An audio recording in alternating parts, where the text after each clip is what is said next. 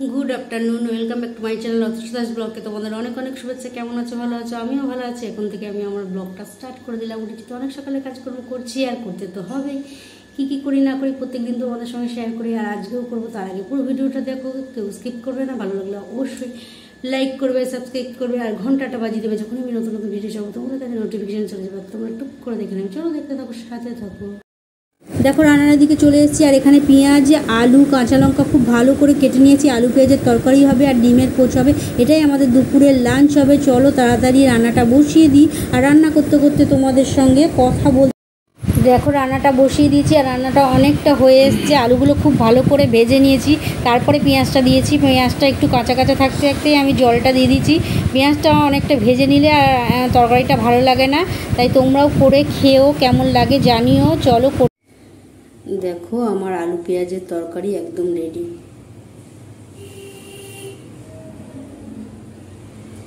এবার বসে পড়বো খেতে।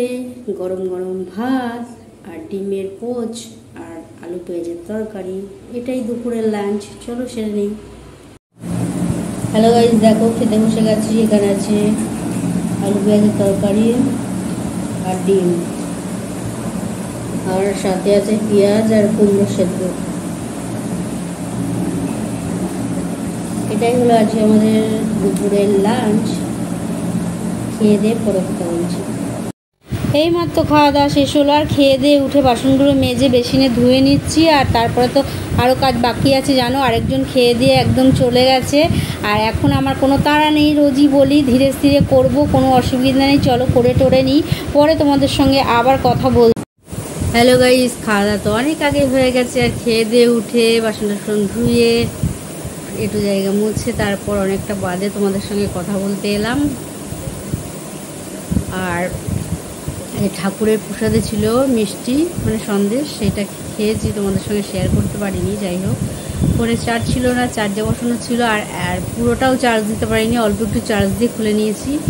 নিয়ে দরকার ছিল ফোনে, ওই জন্য খুলে ফেলেছি। এখন এই তোমাদের সঙ্গে একটু বকবক করে আবার বসাবো ফোনের চার্জ।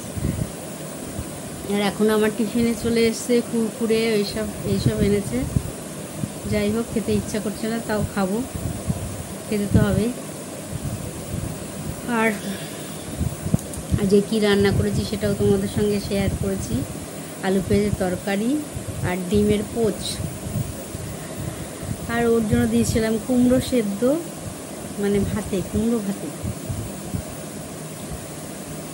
আর ও তো সেদ্ধ টেদ্ধ ভালোবাসে খেতে, সেই জন্য ওর জন্য কুমড়ো সেদ্ধ দিয়েছিলাম। আর তেমন কিছু আজকে রান্না করিনি। বলেছিল যে ডিমের কারি করতে, মানে সেই মশলা টশলা দিয়ে। আমি আর মশলা টশলা দিয়ে করিনি। ডিমের কারিটা মশলা টশলা দিয়ে আমার একদম ভালো লাগে না। তাই এই আমার আলু পেঁয়াজের তরকারিটা দিয়ে তাও ভাত মেখে খেয়ে নেবো, কিন্তু ওই ডিমের ঝোল মোল দেখলে একেবারে মাথাটা গরম হয়ে যায়। ওই জন্য সেদিনকেও ডিম এনেছিল, সেদিনকে ডিম পোস্ত করেছিলাম। ওই ঝোলটা আমার বিশেষ ভালো লাগে না, তাই করিনি। নাহলে করতেই পারতাম, ডিম আরও রয়েছে, করতেই পারি। আর এখন বসে ওই টিফিনগুলো খাবো। টিফিন খাওয়া হয়ে গেলে, তাড়াতাড়ি খেতে হবে টিফিন, অনেকটা রাত হয়ে গেছে। টিফিন খাওয়া হয়ে গেলে তারপরে যাব চাল ভেজাতে। আর রাত্রে তেমন কিছু নেই, ওই তরকারি আছে। এখন ও কী খাবে জানি না, কিছু ডিম সেদ্ধ দিয়ে দেবো। ডিম কাল সকালে তো পোচ করেছিলাম, আর এখন রাত্রে সেদ্ধ দিয়ে দেবো। এই হলো ব্যাপার। আর যদি কুমড়ো ভাতে খাই দেবো। আর এমনি ভাতে দেওয়ার মতন আর কিছু নেই, শুধু কুমড়োই আছে। পটল আছে, পটল কি ভাতে দিতে, আমি কোনোদিন পটল ভাতে দিইনি। যাই হোক, ওকে বললে তো বললো হ্যাঁ পটল ভাতে দিয়ে দাও, যা বলবো তাই ভাতে দিয়ে দাও। চলো আবার পরে তোমাদের সঙ্গে কথা বলি। হ্যালো গাইস, দেখো খেতে বসে গেছি। এখানে আছে আলু পেঁয়াজের তরকারি আর ডিম, এটাই আজকে আমাদের রাত্রের ডিনার। চলো সেরে নিই। আর ও ভাতটা নিয়ে ঘরে চলে গেছে, টিভি দেখছে, নেশা, টিভি দেখতে দেখতে খাবে। চলো খেয়ে দিয়ে পরে আবার আসছি।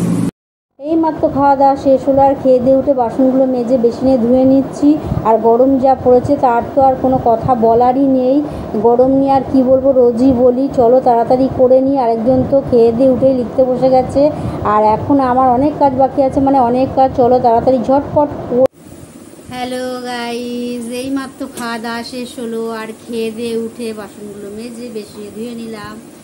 একটু জায়গা মুছে বেসিন টেসিন পরিষ্কার করে গ্যাস ওভেন মুছে তারপর তোমাদের সঙ্গে কথা বলতে এলাম। আর আরেকজন তো খেয়ে দিয়ে উঠে কোনো কাজকর্ম করেনি, খাতা বই নিয়ে বসে পড়েছে লেখাপড়া করতে। লেখাপড়া করতে। আর আমি তোমাদের সঙ্গে বকবক করছি। আজ সারাদিন মোটের উপর ভালোই কাটলো। আর কি করলাম কি খেলাম সেটা তো তোমাদের সঙ্গে শেয়ার করলাম। আর রাত্রিরে দিয়ে ঠাকুরের প্রসাদে ওই লিচুই আছে, সকালবেলাও ছিল, মিষ্টিও ছিল, লিচুও ছিল। আর এখন ওই লিচুগুলো আমি বসে বসে খাবো, কেননা আজকে ঠাকুরের প্রসাদটা সকাল থেকে খাইনি। সাধারণত খেয়ে দিয়ে উঠে খাই বিকেলের দিকে, তোমাদের সঙ্গে শেয়ার করি। আর আজকে খাওয়া হয়নি, তাই ভাবলাম এখন বসে বসে কটা লিচু খেয়ে নিই, নাহলে লিচুগুলো রেখে দিলে আবার দাগ হয়ে যায়, মানে একটু পচে পচে যায়। ভালো লিচু, ফ্রেশ লিচু, তাও আবার নষ্ট হয়ে যাবে। এখন প্রসাদে দিয়েছে, আর আমারগুলো ছাড়াইনি, না ছাড়িয়ে আসতেই দিয়েছে। তো রাত্রিবেলা ও দিয়েছে ঠাকুরকে। দেখো আমি বলেছি আমারগুলো ছাড়াবে না, তাই আমারগুলো ছাড়াইনি। লিচুগুলো বেশ ভালো, দেখো এই দেখো। আর এখন ফ্রেশ তো, আর পরে যদি না খাই, একদিন দুদিন রেখে দিলেই এগুলো দাগ হয়ে যায়, তখন আর খেতে ইচ্ছা করে না। আর সারাদিন যা গরমে তো সেই বাড়ি থেকে এসছি, হাত পা চিরবি চিরবি করছিল, পিঠের মধ্যে মনে হচ্ছে কাটা কাটা ফুটছে, মনে হচ্ছে হয়তো দু একটা ঘামাচি হয়তো বেরোতে পারে। খালি বারবার কাজের জিনিস এইটা রয়েছে, স্কেলটা দিয়ে মনে হচ্ছে যেন চুলকায়। আর চুলকানোর মানে পিঠ চুলকানোর হাত আছে, হাত দিয়ে আমি চুলকাই, হাত আছে ওই ঘরে, এটা সামনে রয়েছে, এখন এটা দিয়েই করছে। কাজের জিনিসকে সম্মান করা উচিত, কিন্তু কি করব, কাজের যে যখন পিঠটা শ্বশুর করছে, এখন চুলগুলো বাইতে পারে, সেই জন্য হয়তো করতে পারে, কোনো একটা চুল হয়তো বাইতে পারে। বড় চুল তো খোপা করে রাখি সব সময়, আর গরমে আর ভালো লাগছে না। এবার টঙে তুলে আর ঘুমানোর সময় চুলটা মাথা নিচু করি, আর এখানটায় চুলটা বেঁধে তারপর শুই, নাহলে এরম করে আমি ঘুমোতে পারি না। ওই চুলটা রয়েছে, লোকে সুন্দর ঘুমোয়, চুল বেঁধে অনেকে ঘুমোয়, আমি পারি না। আমি এত বড় হয়েছি, কোনোদিন আজ পর্যন্ত চুল বাঁধিনি। অনেকে ফিতে টিতে দিয়ে বেশ দুধ দিকে কলা বিনুনি করে সেই চুল বাঁধে না, আমি আজ পর্যন্ত কোনোদিন বাঁধিনি। তাই এবার ভাবছি এই চুলের ভার আর চুল কেটে ফেলবো।